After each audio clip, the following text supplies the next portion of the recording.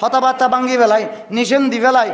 দিন পরে যাতে কেউ বন্যা এখান বুঝেই বাড়ির তুন যায় রে জামাইয়ের বাড়ি হতে মাইয়ে বিতুল লিলে সমস্যা আছে। এ বন্যায় হই দে বনি দি দেবের হতাদরি বিয়ে ভাঙ্গি দিয়ে দাজার আজার আছে না নাই? এই মেয়েটা ওই মহিলার অবস্থা কি হবে? সামাজিকভাবে হেনস্থা হবে, ওই মেয়ের মান সম্মান যাবে, তার পরিবারের মান সম্মান যাবে আপনার কারণে।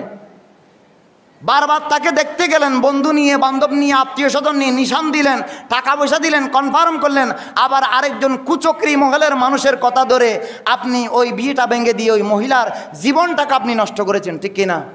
ইল্লাবালা মানুষ সমাজত আছে না নাই?